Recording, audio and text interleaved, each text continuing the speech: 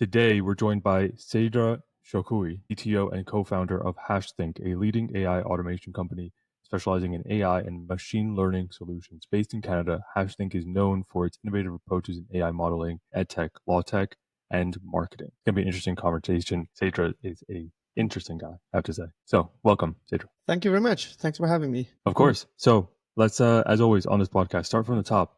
How did you start Hashthink? Where did it come from? Why are you working on it now more than ever? 100%. So from early ages, I've been always a huge fan of designing and architecturing things. So from last years of my high school, I've been designing games, playing games and so forth. So I've always been fascinated with how designing things can be revolutionizing things. So my background is I studied computer science from a bachelor's, and then I got my master's in AI. This is how things have been going for me. So my early career has been over building a lot of technologies, software engineering and so forth. But then a couple of years into that, I realized that software has developed enough and we need more automation in space. So this is why like about 8 years ago I got into AI and I got my master's in that field, because I believe that this is where things has to become a lot more scalable for humankind, and we need less human intervention. And this is how I started Hashthink, in order to help other businesses and build technologies that are Got it. Okay. So you're helping businesses scale themselves out of whatever they're doing day to day. So you're trying to get people more focused on the things that matter most, sounds like. Yeah, absolutely. So what do you think matters most for people to do? Well, we're looking at it from a business point of view, obviously. So I think what matters the most is identifying what matters the most. Most of the businesses especially today, we are in probably the most volatile spot we've ever been in the past, at least 10, 15 years that I've been part of industry development, software development. So I think identifying what matters the most and what is scalable for the next couple of years, especially in the era we're in, matters the most. So be able to determine this is how we should go, this is the end goal, and think about things quite technology agnostic, because technology is evolving faster than ever. Right. So try not to really stay dependent to technology. That's what my advice be. Right, exactly. So you're being technology agnostic. The way I understand it, you guys know how to develop LLMs and actually do the AI training the models. But you guys are also doing workflow automations using LangChain and other type of orchestration tools. So I'm wondering, is that the overall approach that you found works best when serving businesses? Well, like I said, we always maintain a degree of technology agnosticism in order to be able to be scalable, right? Looking at LangChain, for instance, the technology, the framework was founded like a year and a half ago, right? So just before that, were we using LLMs? Yes. How do we do it? And we were just manually integrating stuff. So the way we look at things are, in 6 months from now, there's going to be a better version of LangChain by some other company that is looking at it a lot more scalable. So if we are so deep and so much dependent on a technology, that's going to make us slow down. It's exactly the same methodology we are implementing for our LLM definition as well, LLM selection. So we are not going to be, OpenAI might be leading the world today, but in 6 months from now, Gemini could really outperform in certain angles. Model agnosticism is another important aspect that we are taking into account. This is why, in the same regard, model training has been less attractive as opposed to RAGing technologies, because RAGing allows you to scale your data and to be able to use multi-model definition, as opposed to training a specific model and be so dependent onto that. And it was interesting. I was hearing a topic by Sam Altman, who was talking about try to scale with ChatGPT. As we get better, try to get your application get better as well. So this is not happening with training a specific model or staying with one technology. Try to always look at technology as means of getting to your business and getting your business done. Right. So RAGing, what does RAGing actually mean for the RAGing is it's retrieval augmentation. What we do, instead of years ago, for anyone who's familiar with model training, we used to be training a model. Technically, we are actually, if there's a model, we are training the model, we are changing the behavior of the model, we are teaching the model how to think, how to operate on that specific model. So the model gets trained, the tokens of the model get increased by how we are teaching it. So years ago, when we had, 2.5, 3 years ago, when we had the LLMs of the market coming out, the LLMs are quite powerful. They're trained on huge amount of data that we have never experienced before. Before that, we used to be having a model where we are training a lot of, let's say we want to train the model to detect a specific image that has number in it, right? So we had to like train a model with 1,000 images, and the model only knows those 1,000 images, right? Today, the LLMs are trained with billions of data. What if, here in this case, what if we want to train our model for a specific data that are very custom and bespoke for our own business, right? So could we train the model in the same form and fashion we used to be doing it before? Yes, you can. But then what if the data changes quite often? What if I want to have the data for temporary for a couple of days? What if I want to train the model for a specific person for a specific period of time? It's not worth training the model and spending a lot of money and dollars on training it. What if we could maintain the data quite separate from the actual model and have the model have this augmented to it whenever the retrieval is taking place? So ragging is maintaining, creating embeddings of your own data, of the data you want the model to listen to, maintaining a separate version of it, and then every time a call is being made to the actual LLM, it is taking into account the data that you have kept in your own database. It could be any database you're dealing with, and then it is taking that into account before it is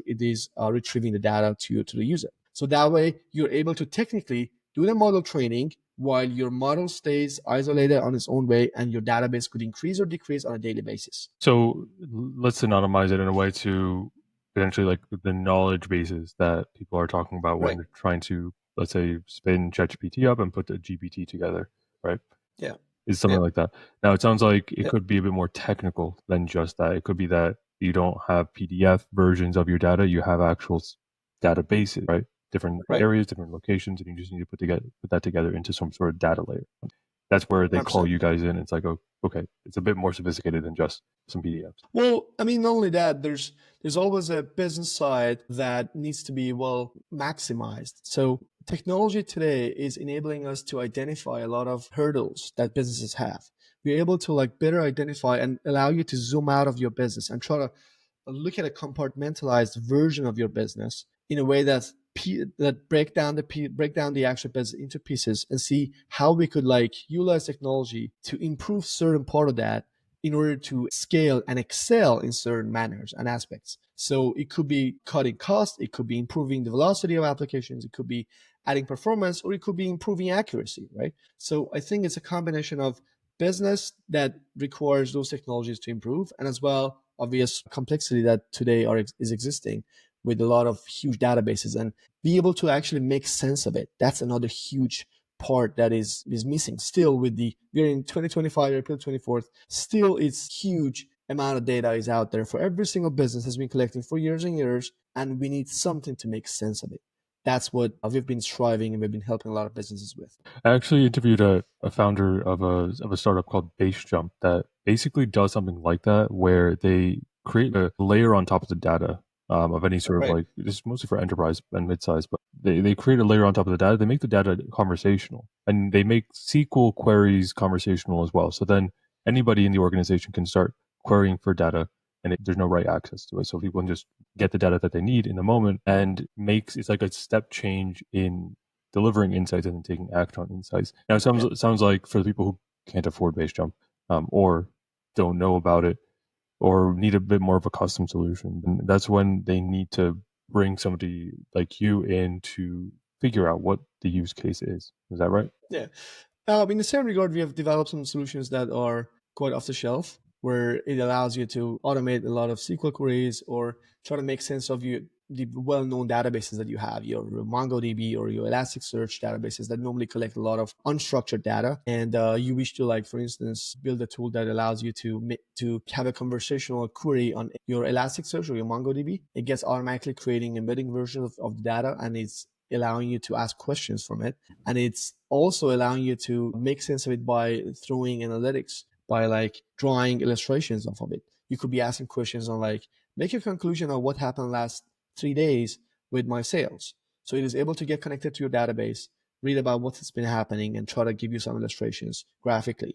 Right. So you do not need like predefined admin panels or dashboards where we spend days and days and weeks pre-cure them and define them, and this is what you're limited to. Mm. It is just on the fly, real time generating, because it's never enough. This is why huge admin panels have been invested on for millions of dollars, and still they're not enough. We need something that is more scalable and can be augmented and altered by business requirements on a daily, weekly, and monthly basis. Okay.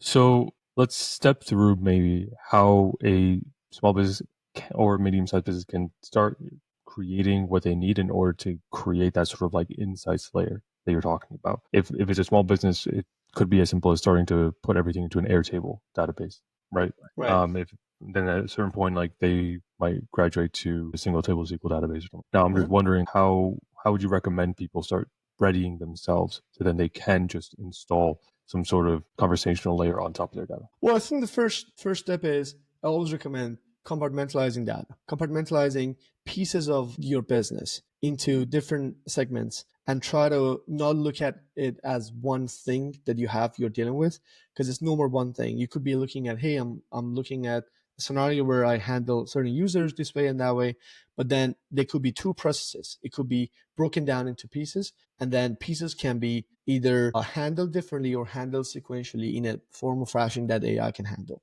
So to me, first step is segregating pieces so that we can see them more clearly, zooming out and see them in a way that what would they look like in a year or two or three. And there's a little phrase I always use when it comes to AI. I would say, imagine sky's the limit. How would you design this? What else would you want out of this? Because we are reaching to a point that a lot of things are becoming possible. Like just 8 years ago, 7 years ago, not too long ago, actually, a lot of things were impossible. For us to just train a model to recognize certain things in an image, for instance, would have taken us weeks and months, and really just validating it is performing well, it was a chaos. It was really time consuming and cost consuming.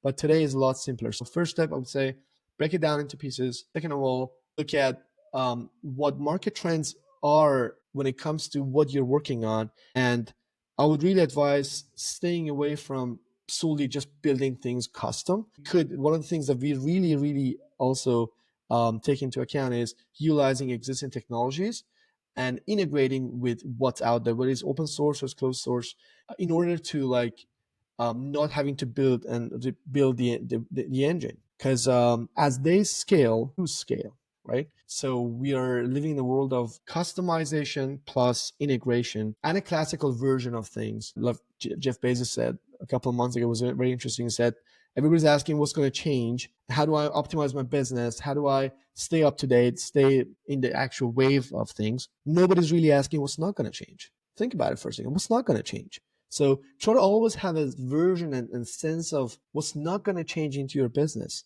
because that's not going to change. That's going to help you to possibly stay ahead of the game of people who believe everything has to change and everything is going to be revolutionary. There's always a version of things that is going to either take much longer to change or probably is not going to change for a long period of time. So in the spirit of change, what would you say is changing in your personal workflows daily as a founder? Well, a lot of processes and making sense of activities that I've been spending a lot of time on to know what's happening with this, what's happening with my sales, what's happening with certain things that are on a regular basis we need to pay attention to in order to run things or execute things, through building agentic AI systems that would listen, are living 24/7, are able to take actions on certain things that are teachable to the machine at this point in time, have been taking a lot of loads off of our shoulder.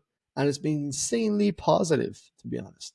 Even though I still believe there's a human in the loop that we need to take into account, every business has to. We are not in the in a supercomputer world yet, but I believe it is huge, and every founder and business owner has to start utilizing, if they have not, just more than talking to ChatGPT and getting information.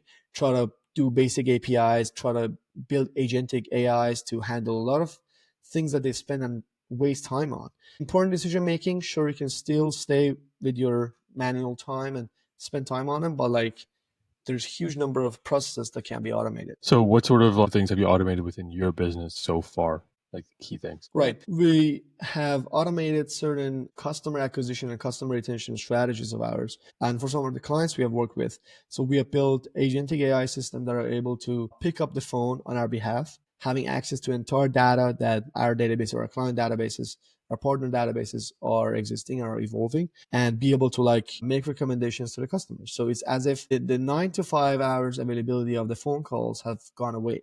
Now we have an AI system that is able to sit on your business, get to know everything instantly within probably a couple of minutes, and be able to pick up the phone on your behalf and talk to your clients, talk to their customers, and be able to actually take actions, be able to book calendar calls and say, hey, you wake up in the morning and your AI picked up the phone, book the call with Jose and say, hey, he was interested in talking to you about this and this, and he was interested in this and this service. Yeah, the conversation went on at 2 a.m. when you were sleeping. And that person was calling from Australia when it was just 2 p.m., for instance. Receiving calls, making calls, receiving inquiries, sometimes it is a matter of hours, and you need to take them seriously, especially for small businesses. We work with a lot of small businesses in Canada that are receiving calls for the clients, and they're too busy with the work. Electricians or plumbers, they receive calls, they're doing the work, they're busy. They receive the call 9 in the morning, they're busy from 9 to 3, 4, 5 p.m. And then they start dialing back to people they got the calls missed, and they've already got another call. They've already got another person. So it's simply sometimes you need to like automate certain processes. What are the information that you need to automate? You need to tell the machine who you are, what your services are, what you're really good at, and where your calendar is. What if you could automate that process? And so you would never miss a call. If you're not around, AI would pick up on your behalf and would handle the entire process. This is a tool that we have developed very recently and has been taken off quite massively. Awesome. So you said that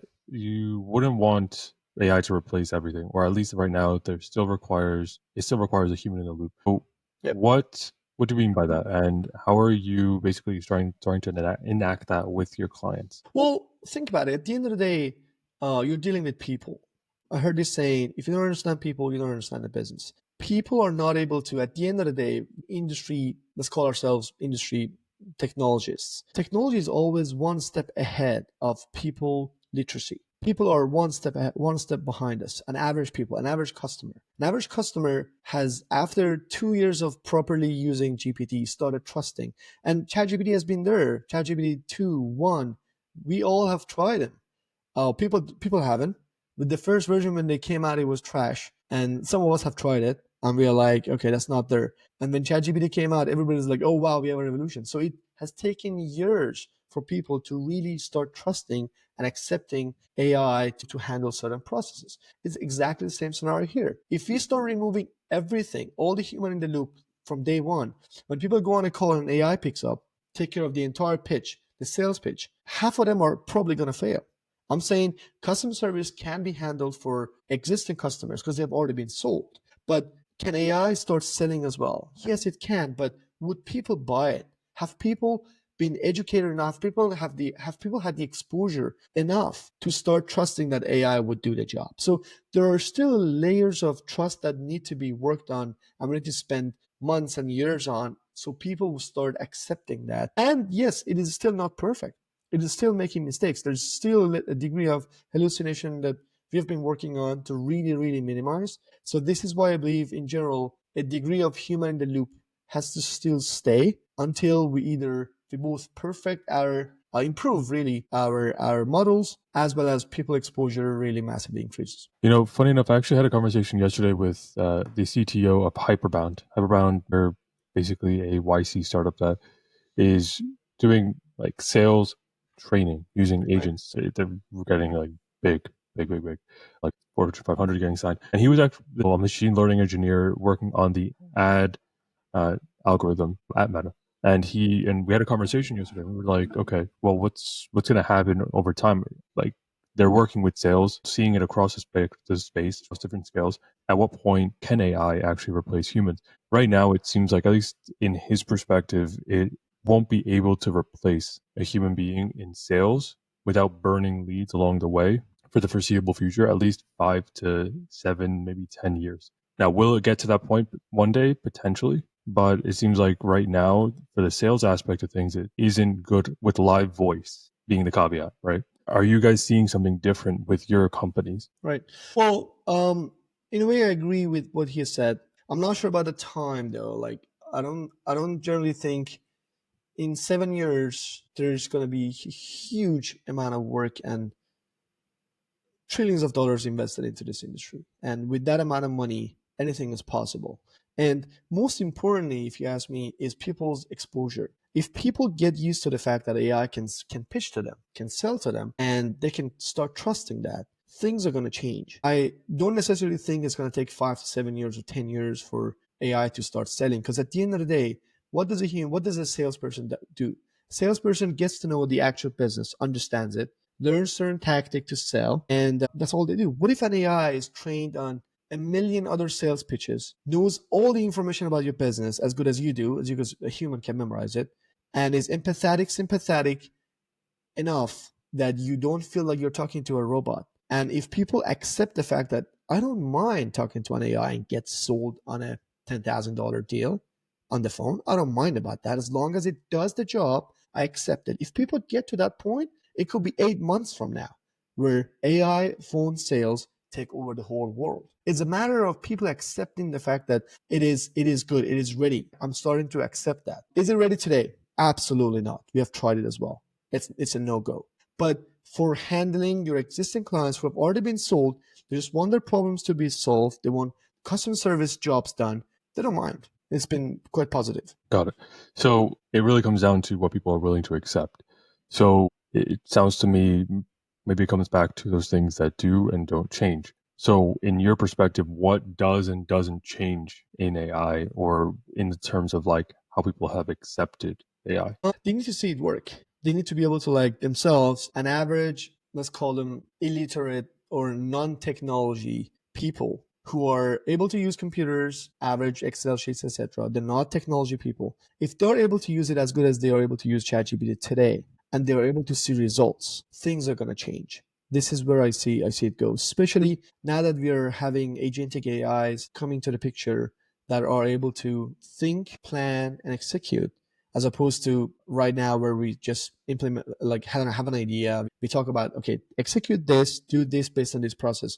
What if it can start thinking? It gets the logic from us, starts thinking, executing, and resulting just like we reason, exact same reasoning, close to a human. I think if that happens, then a mass adoption would be open. It's more of like, it's like a game. We are in stage 1. Next stage is being unlocked. It's just a matter of time. It's just a matter of exposure, enough exposure, and the mass adoption is going to take place. It just needs to be real good though. Like look at ChatGPT. Nobody used ChatGPT 3. Nobody used it. Nobody even talked about it. A number of people tried them, but like the moment 3.1 or 3.2, I don't remember the exact version, when it came out, it was good. So people started using it and started realizing, oh, actually AI can work. And people started talking to me as a technologist and say, did you hear about AI? I'm like, it's been there. It's been there for 25, 30 years, if not more. And the more generic AI has been there for more than 10 years, 15 years. You just got to it because it became really easy. And that's where the mass adoption took place. This is why NVIDIA stocks went up to like, what, 1,000%, because mass adoption took place. What we need is mass literacy. If mass literacy takes place, I think the adoption is going to take place, and anything is possible after that. Then we are not talking about 5 to 7 years. We're talking about months and months of work. Got it. So mass literacy. How are you guys working on mass literacy? Well, I think we all are working hand in hand like a chain to make things easier. I mean, there are a number of companies working on no-code technologies to make things easier. For prompt engineering is becoming easier, where we are teaching the machine to like, hey, we are prompting. It is able to like create tasks off of it. It is able to like start executing it. And if it's given certain threshold, time spans, or other considerations that it needs to take into account to execute a task, it is getting easier. So I think as we are all working on it, the models are being better by OpenAI, Gemini, Llama of the market. We are part of the actual growth. We are in the underlying layer. We're working on those huge models and trying to simplify them for small businesses in order to pick them up, in order to like utilize them in the business. So our job is filling up the gap and try to utilize best out of what these foundational models are working on in order to translate them into actual business definitions. Got it. And in terms of like business definitions, how do small businesses and medium-sized businesses kind of have to start going about creating their own business definitions for use of AI? Well, I mean, it goes back to the same question we were discussing about, in a way that most of all, they need to like really well define what is it they want to get to and break things into pieces.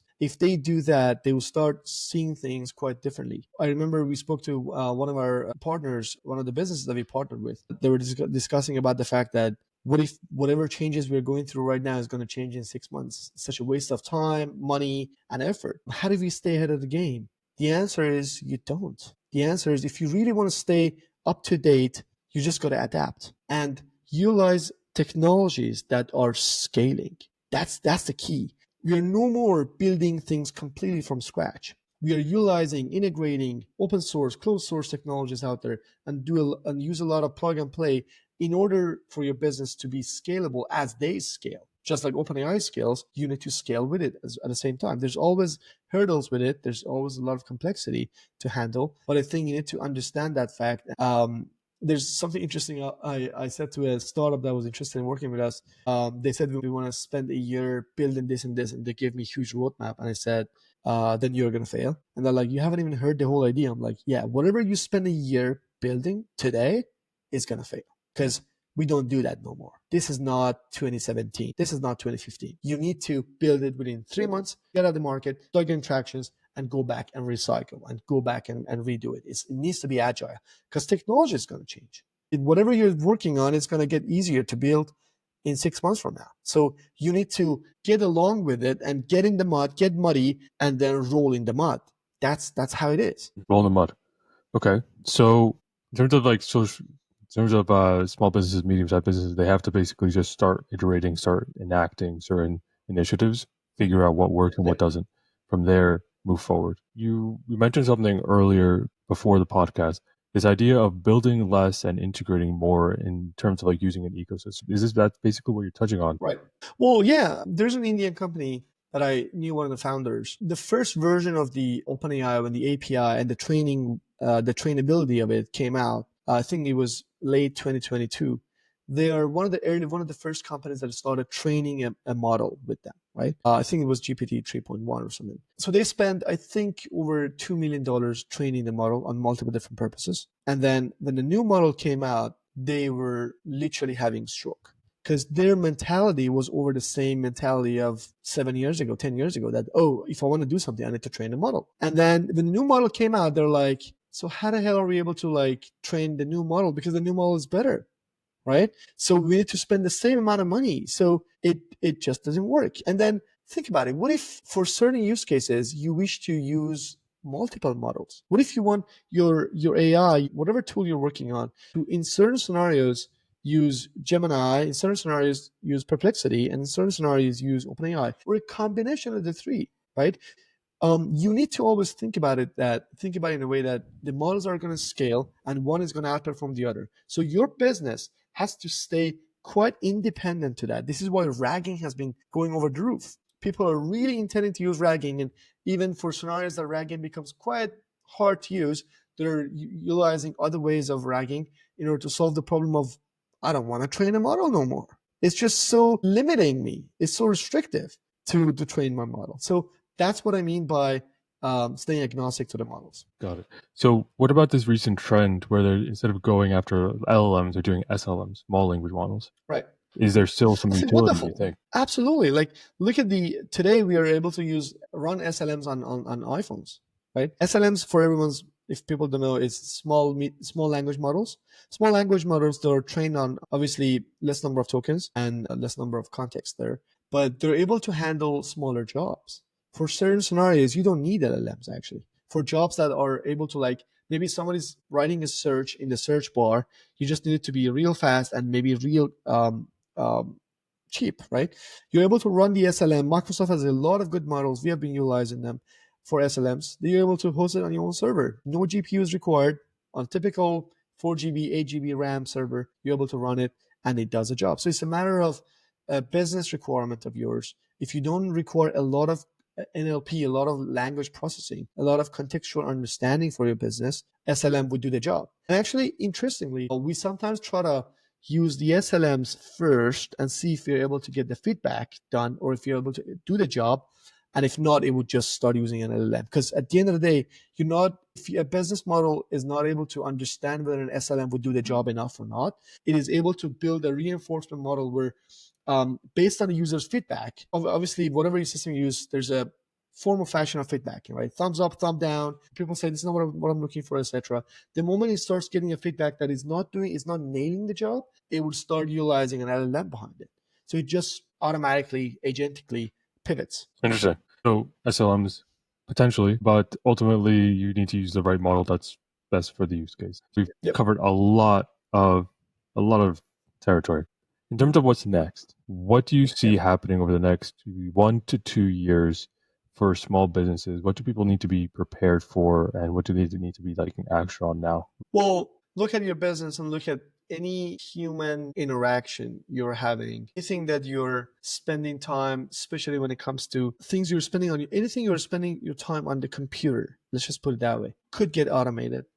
And anything that a business is so much relying on in terms of, hey, let's say we're a sales company and then there's a lot of salespeople in our team. We're completely relying on our own team to make the sales. Always think about it that could get automated, and always stay ahead of the game and try to utilize what's out there. And if it's not completely working, that's okay. I mean, there's always having a system that works 50% of the time is better than losing a lot of business. This is what in most cases is true.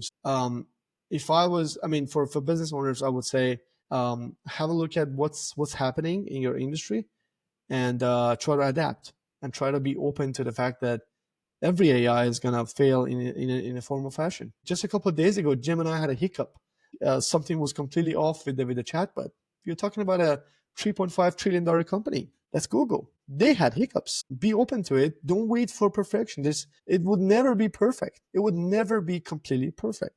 It's just a matter of time, and be open to it. Start adopting and adapting, and it's going to happen. Okay. Sounds good. Then we'll have to take your advice on that. Well, Saeedra, I appreciate your time. Truly, it's been a really interesting conversation. Wishing you all the best. Thank you very much. Have a good one.